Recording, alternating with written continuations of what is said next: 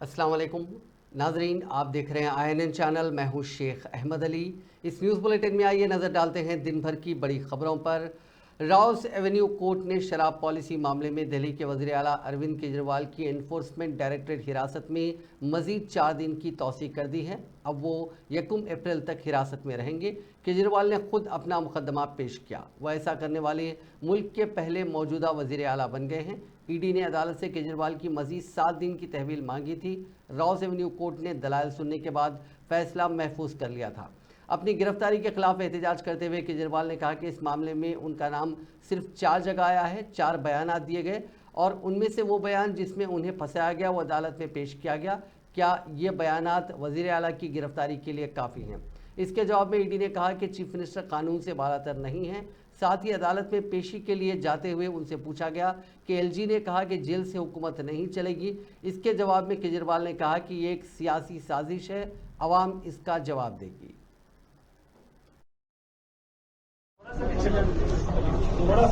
Sir बिल्कुल पीछे ही है sir. CM sir, LG saying कि सरकार जो है वो जेल से नहीं चलेगी। What would you like to say on this? LG कह रहे सरकार जेल से नहीं चलेगी। ये पॉलिटिकल शेड्यूल है, जनता इसका जवाब देगी। ने क्या कहा सर? सर सड़क पे बहुत बहुत शुभकामनाएं। मान साहब की बेटी हुई है। बहुत वज़ीर ख़ारजा डॉक्टर एस जयशंकर जो मलेशिया के दौरे पर हैं, इसराइल और हमास की जंग पर एक अहम बयान दिया। उन्होंने कहा कि इसराइल और हमास की जंग की सबसे बड़ी हकीकत यह है कि फ़लस्तीनियों से उनके घर, उनके ज़मीन और हुकूक छीन लिए गए हैं। कोलालमपुर में हिंदुस्तानी कम्युनिटी से बात करते हुए वज़ीर ख़ारजा ने कहा कि पूरे तनाज़े में सच या झूठ कुछ भी हो, इंसानी हमदर्दी के क़वानीन पर अमल करना ज़रूरी है। इसके साथ ही जयशंकर ने 7 अक्टूबर को इसराइल पर हमास के हमले की मजम्मत करते हुए उसे दहशतगर्द हमला करार दिया। Life would be incredibly simple. You actually, I don't know if you need foreign policy, you certainly won't need foreign ministers. But it's, I want to say that, in real life, I mean, you spoke about the Israel issue. Look, in a way, how different the pulls and pressures can be. On the one hand, what happened on October 7th was terrorism. On the other hand, nobody would, countenance the deaths of innocent civilians. Countries may be justified, at least in their own minds, in responding. But you cannot have a response which does not, every response must take into account something called international humanitarian law. And the fact is that whatever the rights and wrongs of the issue, there is the underlying issue of the rights of the Palestinians and the fact that they have been denied their homeland. So, I'm taking that one issue and I've given you 5 different aspects of that issue. And somewhere a solution cannot be that I will pick 2 out of the 5 and leave 3, because you will not get a solution out of that. So the point is, all of us who are in the, I would say, the policy world, who have to take those calls, much of our challenge is how do you get this balance right? That we are today still one of the countries who are in a position, where I go back to India tomorrow. I have the foreign minister of Ukraine visiting me the day after that. We have also been the country who have the opportunity to talk to the Russians very frankly and bluntly. Election commission ने जुमेरात को लोकसभा इंतखाबात के दूसरे मरहले के लिए notification जारी किया। इस मरहले में 12 रियासतों और मरकज़ के ज़ेर इंतज़ाम इलाकों की 88 लोकसभा सीटों के लिए इंतखाबात होंगे। बैरूनी मणिपुर पार्लिमानी सीट के 13 असम्बली हलकों के लिए भी इसी मरहले में वोटिंग होगी। इलेक्शन कमीशन के मुताबिक बैरूनी मणिपुर पार्लिमानी सीट के 15 असम्बली हलकों में पहले मरहले के साथ इंतखाबात का नोटिफिकेशन जारी किया गया था। दूसरे मरहले में मणिपुर की इस सीट के अलावा आसाम, बिहार, छत्तीसगढ़, जम्मू कश्मीर, कर्नाटका, केरला, महाराष्ट्र, मध्य प्रदेश, राजस्थान, त्रिपुरा, उत्तर प्रदेश और मगरबी बंगाल की 88 सीटों के लिए इंतखाबात होंगे। उम्मीदवार 4 अप्रैल तक कागजात नामजदगी दाखिल कर सकेंगे और जम्मू कश्मीर के अलावा दीगर रियासतों में कागजात नामजदगी की जांच 5 अप्रैल को की जाएगी। जम्मू कश्मीर में कागजात नामजदगी की जांच 6 अप्रैल को की जाएगी। उम्मीदवार 8 अप्रैल तक अपने नाम वापस ले सकेंगे। दूसरे मरहले की वोटिंग 26 अप्रैल को होगी। बॉलीवुड अदाकार गोविंदा महाराष्ट्र के वज़ीर आला एकनाथ शिंदे की क़यादत में शिवसेना में शामिल हो गए। वो जुमेरात की शाम तकरीबन 5 बजे सीएम शिंदे के साथ मुंबई में शिवसेना के दफ्तर पहुंचे। कुछ अरसे बाद वो पार्टी में शामिल हो गए। शिवसेना में शामिल होने के बाद गोविंदा ने कहा कि मैं 2004 से 2009 तक सियासत में था। ये इत्तेफाक है कि 14 साल बाद दोबारा सियासत में आया हूँ। मुझ पर एतमाद किया गया है और मैं इस पर पूरा उतरूंगा। हाँ, मैं बहुत बहुत धन्यवाद देता हूँ आदरणीय एकनाथ जी का। मेरे साथ में मित्रगण यहाँ पे आए हुए हैं, मैं आप सब लोगों का धन्यवाद देता हूँ। जो लोग यहाँ पे पत्रकार वर्ग से आए हैं, आप सभी का धन्यवाद देता हूँ और ईश्वर से प्रार्थना करता हूँ कि जो काम मुझे मिलेगा मैं ईमानदारी के साथ वो काम कर पाऊँ। ऐसे भाई के चरणों में मेरी प्रार्थना है। और जो मैंने मराठी में कहे हैं आपको उसको हिंदी में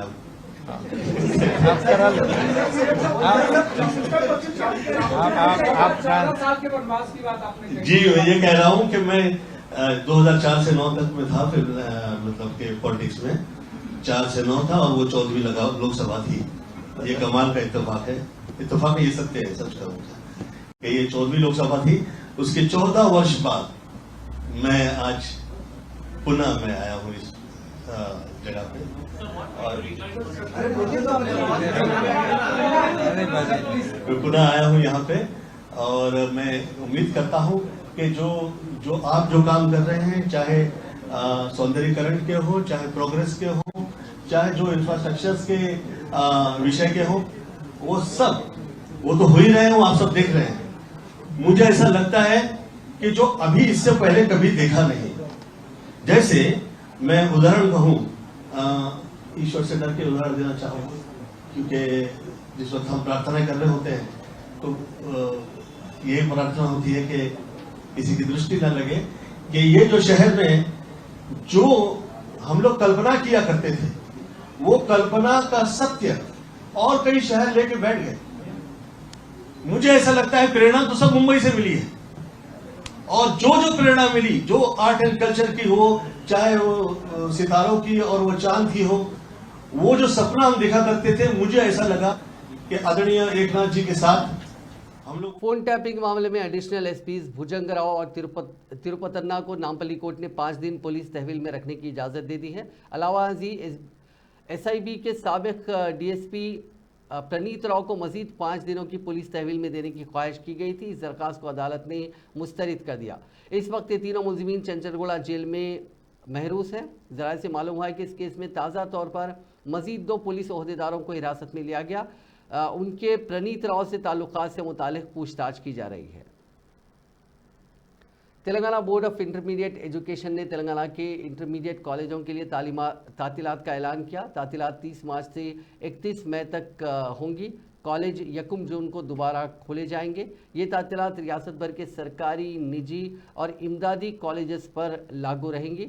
Telangana state board of intermediate education ने इस बात पर जोर दिया कि बोर्ड की हिदायत की खिलाफ वर्जी करते हुए कॉलेज चलाने वालों के खिलाफ कानूनी कार्रवाई की जाएगी और कहा कि दाखिले आइंदा तालीमी साल के लिए इंटर बोर्ड के गाइडलाइंस के मुताबिक ही होने चाहिए।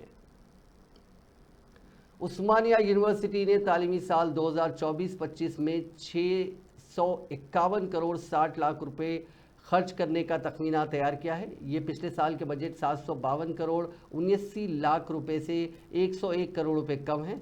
आज उस्मानिया यूनिवर्सिटी के डिपार्टमेंट ऑफ कॉमर्स के प्रोफेसर वी अप्पा राव ने एकेडमिक सेनेट के इजलास में बजट पेश किया।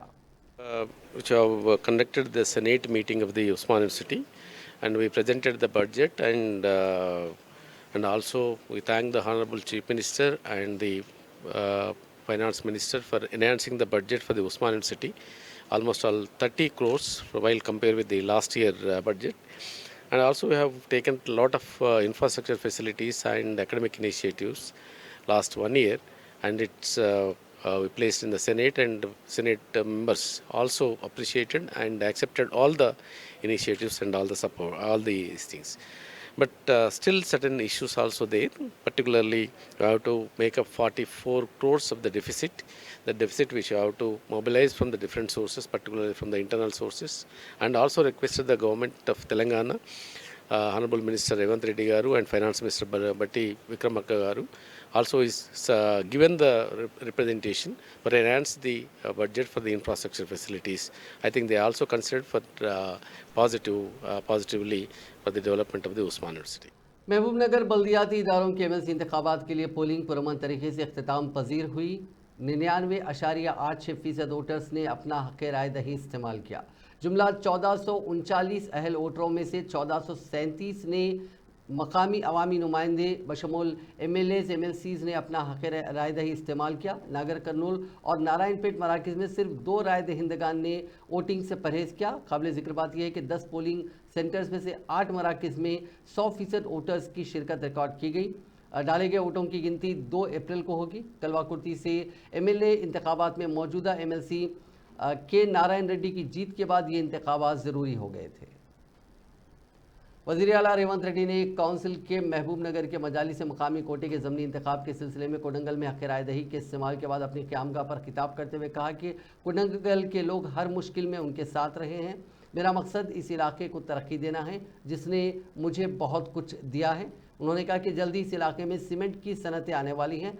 अगरचे कि इस इलाके में चूने की बड़ी खानें हैं, साबिक़ा हुक्मरानों की अदम तवज्जो की वजह से सनतें नहीं आईं। अगर सनतें लगीं तो इस इलाके में ज़मीन की कीमतें बढ़ेंगी। अगर फार्मा कंपनियां हमारे इलाके में आएंगी तो नौकरियां और रोज़गार के मौके बढ़ेंगे। జాతీయ స్థాయిలో పెట్టుబడులు తీసుకొచ్చి పరిశ్రమలు తెస్తే ఎవరైనా మన ప్రాంతానికి మన దగ్గరికి రావాల్సిందే కదా। ఇవాళ నారాయణపేట కొడంగల్ ఎక్కిపోతలు మనం వానకాలం వస్తే కందులు తప్ప ఏమైనా వండించుకునే పరిస్థితి ఉండేనా? తాగితే కల్తీ కళ్ళు తాగాలి, లేకపోతే కందులు వండించుకోవాలి కొడంగల్, ఇంకా నుంచి ఏమైనా ఉండేనా?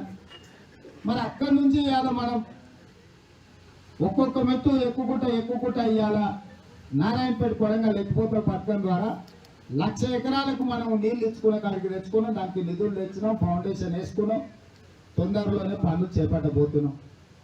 మా నరసింహాన్ని ఎప్పుడు వచ్చినా మా ఊర్లో కంకరాలు ఉన్నాయి సార్, ఊరికి రోడ్డే లేదని కొట్లాడేటోడు ఎప్పుడు చూసినా। అట్లాంటి పరిస్థితి నుంచి ఇవాళ మనము ధైర్యంగా మన ప్రాంతానికి రాఘవరెడ్డి అన్న ఎంపీ ఉన్నప్పుడు కోస్గిలో కొంత అభివృద్ధి జరిగిన తర్వాత మళ్ళీ అది ఎక్కడ పోయిందో ఏమైందో తెలియదు। ఇవాళ ఏం చూసినా కోస్గికే తీసుకుపోతున్నాం సార్ అని అందరు నాలుగు కొడంగల్ కోపోయే కాడికి వచ్చింది। ఇంజనీరింగ్ కాలేజ్ ఆనే ఇచ్చినాం, డిగ్రీ కాలేజ్ ఆనే ఇచ్చినాం, చాలా వరకు మనం ఇవ్వగలిగింది బస్ డిపో కోస్గికే ఇచ్చినాం। ఏం కావాలో ఇవాళ మనం చేస్తున్నాం। वज़ीर आला रेवंत रेड्डी ने आज chief justice of India DY Chandrachud से खैर सगाली मुलाकात की। आज chief justice of India Hyderabad पहुंचे थे ताकि नए हाई कोर्ट की बिल्डिंग के फाउंडेशन सेरेमनी में हिस्सा ले सके। BRS के कारगुजार सदर व साबिक़ वज़ीर KT रामाराव ने तुंगलापल्ली मंडल के गांव सरमपल्ली में धान के खुश्क खेतों का मुआयना किया। इस मौके पर उन्होंने कहा कि कांग्रेस पार्टी ने किसानों के कर्जे माफ़ करने का वादा किया था, लेकिन उस वादे को पूरा नहीं किया गया, जिसकी वजह से बैंक किसानों को कर्ज़ों की नोटिसें दे रही हैं और उन्हें ताज़े कर्जे नहीं जारी किए जा रहे हैं। उन्होंने कहा कि रियासत में खुश्क साली की वजह से लाखों एकड़ ज़मीन मुतासिर हुई है और हज़ारों किसान परेशान हैं, लेकिन रियासती हुकूमत उन किसानों की मदद के लिए कोई कदम नहीं उठा रही है।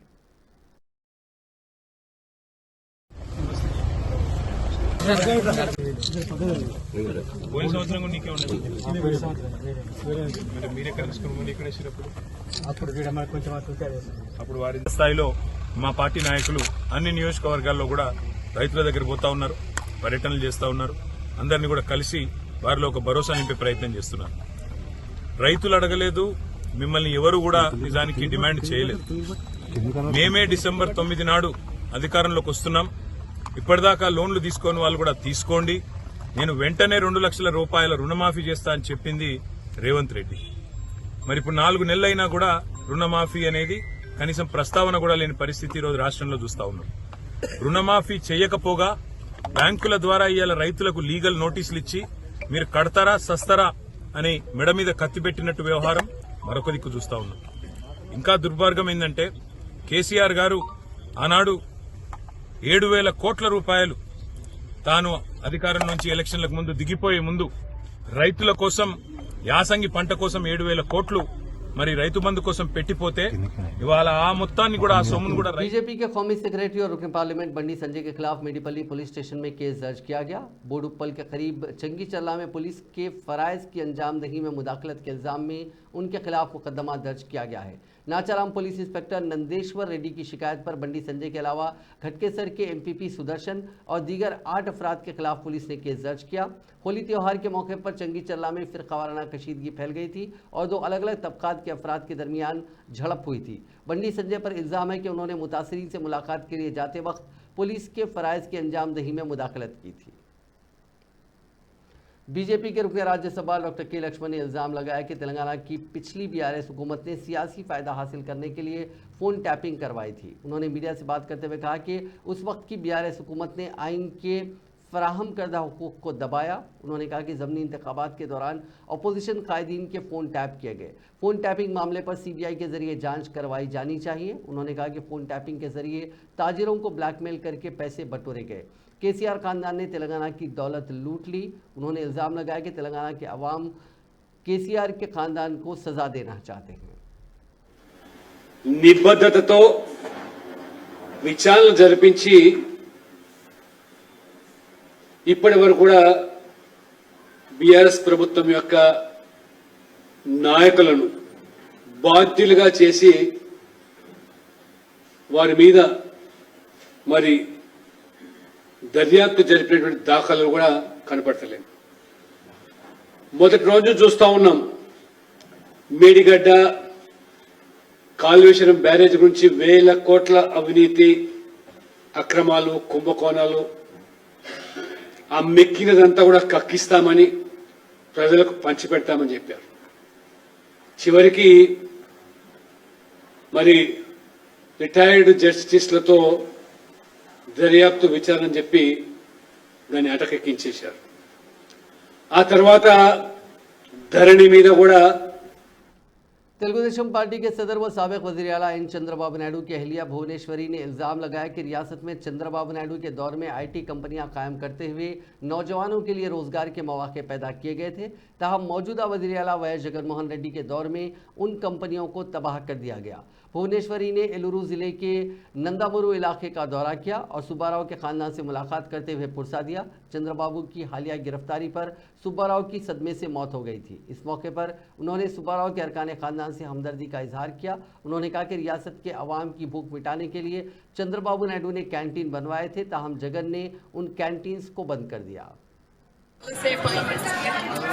కానీ మీరు ఇక్కడ సంతోషంగా ఇక్కడ నా కోసం ఉన్నారంటే అది పార్టీ మీద గౌరవం, చంద్రబాబు నాయుడు గారి నాయకత్వం మీద మీరు చూపించే గౌరవం.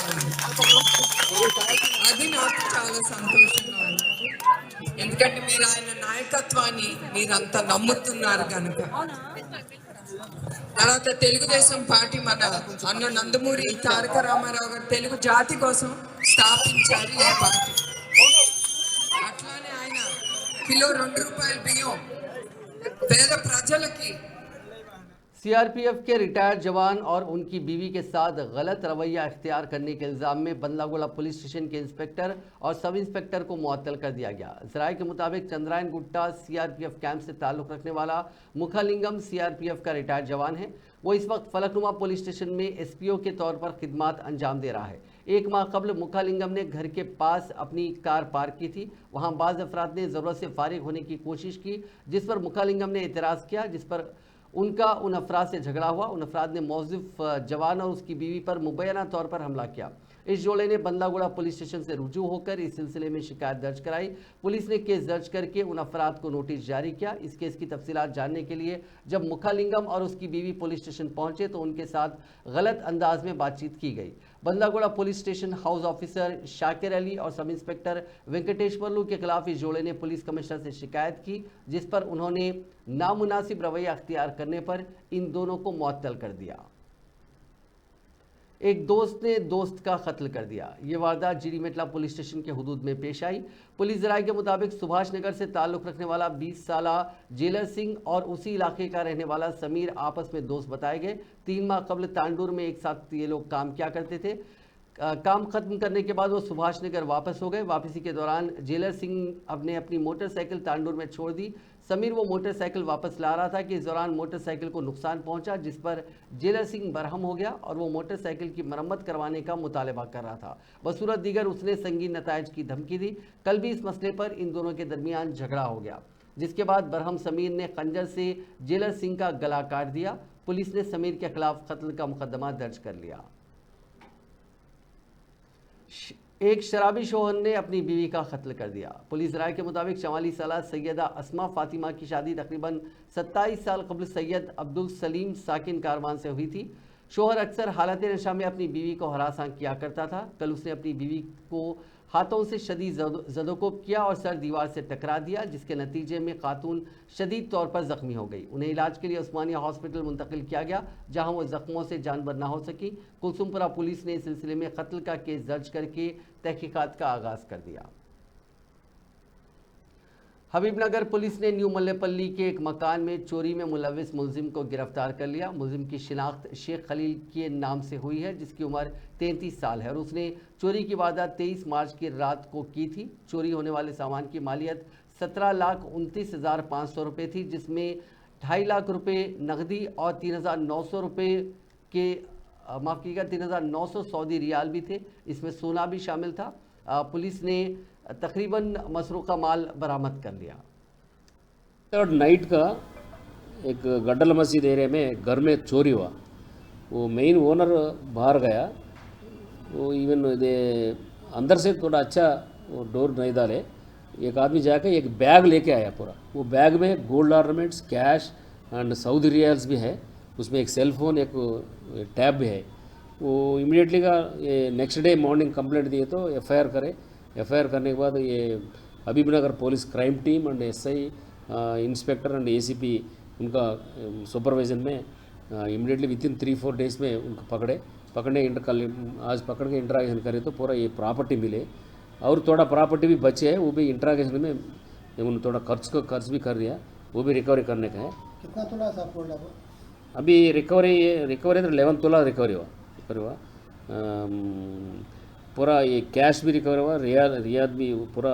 अभी रिकवरी 1,02,000 रुपीज़ कैश रिकवरी हुआ, 2,400 सऊदी रियाल्स रिकवरी हुआ, टोटल 11 तोलास गोल्ड रिकवरी हुआ, एक सेल फोन एंड एक टैब भी रिकवरी हुआ। अभी उनको कोर्ट में भेजाते। मैं पब्लिक क्या बोल रहा हूँ, ये थोड़ा ये प्रॉपर्टी है ना, थोड़ा अच्छा सेफ में रखना। वो काली बैग में रखे, बैग बाहर रखे। बाहर बोले तो इवन हाल में सो जाते ना, वो बाजू रखे लोग लेके आया। फिर भी अच्छा immediately police Habibnagar police react होकर इमीडिएटली विथिन 3-4 डेज में केस डिटेक्ट करे। ये अक्यूज्ड कहाँ का रहने वाला है सर? ये एक्यूज्ड लोकल वाला है, बस्ती दवाखाना नियर ఇన్ఫర్మేషన్ ఉంటుంది, మాకు ఇన్ఫార్మర్స్ ఉంటారు, మా పాత అఫెండర్స్ లిస్ట్ ఉంటుంది, దాన్ని బట్టి మా క్రైమ్ టీమ్ డ్యూటీ అదే కాబట్టి దే डिटेक्ट द केस। कितने केसेस में है सब अभी तक? अभी तो हमारा एरिया में एक ही केस है। अभी पुराना क्या असली होने का दावा करते हुए डुप्लीकेट हीरे को फरोख्त करने की कोशिश में मुलविस 3 मुश्तबा अफराद को हबीबनगर पुलिस ने गिरफ्तार कर लिया। मुलजिमीन के पास से 710 ग्राम वजनी डुप्लीकेट हीरे के पत्थर को जब्त कर लिया गया। दरअसल ये लोगों के सामने ये पेश करने की कोशिश कर रहे थे कि इस हीरे की मालियत 3 करोड़ है और ये इसे 30 लाख रुपए में फ़रोख्त करना चाहते हैं। इस कोशिश के दौरान पुलिस ने इन अफराद को गिरफ्तार कर लिया। गिरफ्तार शुदगान की पहचान बालाचंदर तेवर, मुस्तबिया अहमद और सैयद साजिद अली के तौर पर की गई है। कल एक हबीबनगर इंस्पेक्टर का उनको एक इन्फॉर्मेशन आया, एक बॉम्बे से एक आदमी आके इधर डायमंड बेच रहे बोल के इन्फॉर्मेशन आया। वो आया तो इमीडिएटली जाके वो लोग पकड़े, 3 आदमी मिले, पकड़े इंटरागेशन करे तो उन्हें क्या बोले, पब्लिक क्या बोले, इन्हें बड़ा डायमंड है उनके पास, 3 करोड़ वर्थ रुपीज़ है, इमीडिएटली मनी है ज़रूरत है, वो कोई लिए तो 30 लाख के दे देते बोल के उन्होंने पब्लिक 2-3 आदमी बोले तो इन्फॉर्मेशन आया। पकड़ के लाने के बाद इंटरागेशन करे तो ये पूरा एक स्टोन है, ये स्टोन का ऐसा डायमंड जैसा कटिंग करके चीटिंग करके बेचना बोल के उनका प्लान है। अभी इमीडिएटली पुलिस वाला की इन्फॉर्मेशन आके ये हबीबनगर इंस्पेक्टर एंड उनका टीम पकड़ के लाया। वो चीटिंग ऐसा एलो नहीं करना बोल के उनको केस रजिस्टर करे, अभी रिमांड कर रहे हैं। उन्होंने कहाँ के नेटिव है सब बेचने से? उन्होंने बेचने वाले उन्होंने मेन आदमी ये लाया ना, उन्होंने बॉम्बे से आया। ये लोकल आदमी उन्होंने ये 2 आदमी पकड़ के उनसे लोकल में बेचना बोल के उन्होंने प्लान करे। किसको बेच रहे थे साहब ये लोग? लोकल कोई जाके पैसा वाला रहता ना, ये बड़ा डायमंड है 3 करोड़ का 30 लाख बोले तो कोई टेम्प्ट होता। उन्होंने ऐसा बहुत हुआ पहले, वो फेक गोल्ड में बहुत केसेस हुआ ना, ऐसा उन्होंने प्लान कर रहे हैं। फर्स्ट टाइम करे सर ये लोग? मुग्गुर टोटल, बॉम्बे से 1 आदमी है, इधर से 2 आदमी है। ये फर्स्ट टाइम करे सर अपना, इससे पहले अभी इंक्वायरी करना थोड़ा ये ఇది ఐ థింక్ ఇది గ్రానైట్ అంటే थोड़ा इंपॉर्टेंट स्टोन है। वेट तेलंगाना के जिले कोमरम भी मासिफाबाद में वैन की टक्कर से एक 65 साल कारपेंटर हलाक हो गया। यह हादसा कलशप जिले के वानखेड़ी मंडल मुसक्कर में पेश आया। पुलिस ने बताया कि मंडल मुसक्कर से ताल्लुक रखने वाले जे प्रभाकर इस हादसे में मौके पर ही हलाक हो गए। वो लक्ष्मी नगर से वापस हो रहे थे। पुलिस ने शुबा जाहिर किया कि लापरवाही से गाड़ी चलाने के नतीजे में यह हादसा पेश आया। आंध्र प्रदेश के जिले प्रकाशम में पेश आए खौफनाक सड़क हादसे में 3 अफराद मौके पर ही हलाक हो गए। यह हादसा जिले के टंगुटुरु मंडल के सुररेड्डी पालम में उस वक्त पेश आया जब तेज रफ्तार कार बेकाबू होकर डिवाइडर से टकरा गई। हादसा इतना शदीद था कि 3 अफराद की मौके पर ही मौत हो गई और 2 दीगर शदीद जख्मी हो गए। महलूकीन पालाकुडू से पुंडुरु जा रहे थे। मकामी अफराद की जानिब से इत्तला मिलने पर पुलिस ने मौके पर पहुंचकर इमदादी काम शुरू किया। जख्मियों को इलाज के लिए अस्पताल मुंतकिल किया गया और लाशों को पोस्टमार्टम के लिए डिस्ट्रिक्ट गवर्नमेंट हॉस्पिटल मुंतकिल कर दिया गया।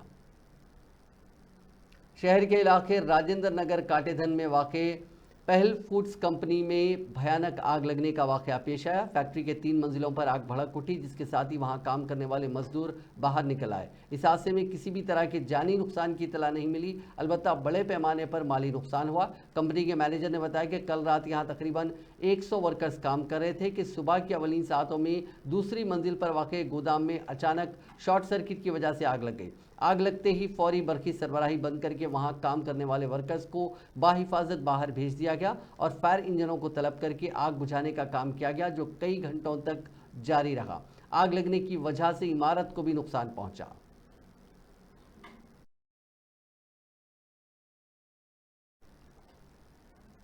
रंगारेड्डी जिले के गंडीपेट के करीब जबरदस्त आग भड़क उठी, जिसने खानापुर में एक कार गोदाम को अपनी लपेट में ले लिया। गोदाम में रखी तमाम 25 कारें आग की लपेट में आ गई।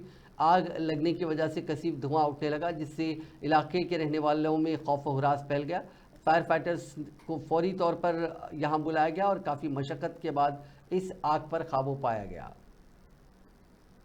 तेलंगाना के जिले निर्मल के बासर रेलवे स्टेशन में 2 आशिक और माशुका ने ट्रेन के सामने कूदकर खुदकुशी कर ली। यह वाक़या कल शब तकरीबन 10 बजे पेश आया। उन अफराद ने प्लेटफॉर्म से नागर सिरसोल एक्सप्रेस ट्रेन के सामने छलांग लगा दी। मकामी अफराद की इत्तला के साथ ही पुलिस वहां पहुंची, जिसने सूरत हाल का जायजा लिया। पुलिस ने लड़की के गले में मौजूद शिनाख्ती कार्ड के जरिए उसकी शिनाख्त निजामाबाद जिले के एक प्राइवेट कॉलेज की डिग्री की तालिबा निशिता के तौर पर की है। लड़के के पास किसी भी किस्म का ID कार्ड नहीं मिला, ताहम पुलिस उसकी भी शिनाख्त की कोशिश कर रही है ताकि उसके अफराद खानदान को इस वाक़े की इत्तला दी जा सके। पुलिस ने लाशों को पोस्टमार्टम के लिए अस्पताल भेज दिया।